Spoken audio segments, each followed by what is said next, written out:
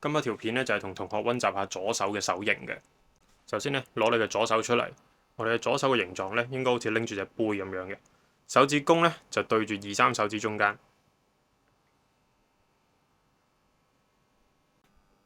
然後啦，我哋將我哋嘅左手放喺琴頸上面，手指微微彎曲，1、2手指打開，我哋期望咧1、2手指同2、4手指嘅距離係一樣咁闊嘅。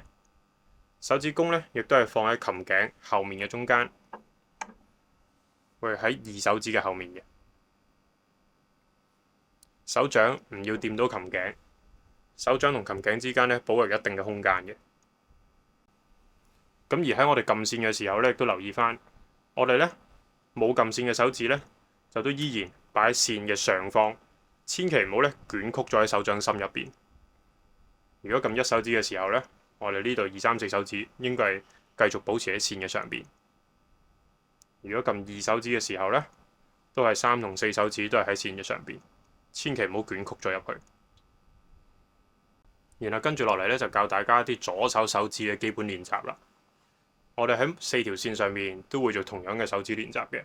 咁我而家咧以 G 先做一個示範。首先第一個款式就會係左手手指輪流撳1、4、1、4。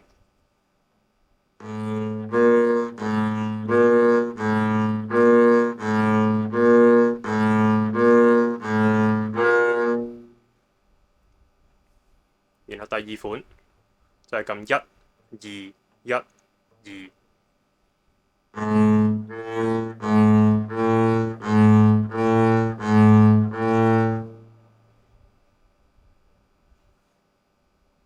然後第三款就會係撳2、4、2、4。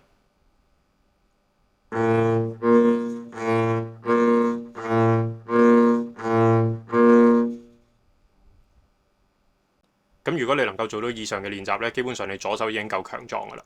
如果想再進階啲嘅同學咧，可以再練以下嘅練習。我哋就係做1、2、4、2、1、2、4、2。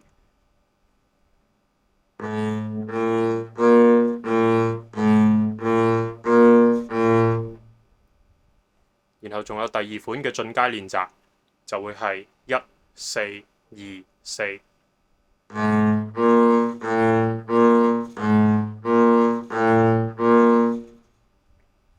咁當你分工咧能夠做得好好嘅時候咧，然後就可以再試下連弓做翻剛剛嘅練習啦。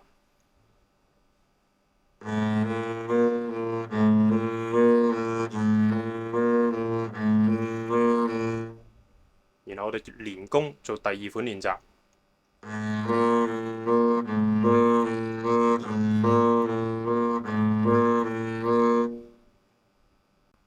以上就係一啲簡單嘅左手手指嘅練習。咁如果你能夠做到以上嘅一啲練習嘅話咧，咁基本上咧你左手嘅程度咧應該都會幾好嘅。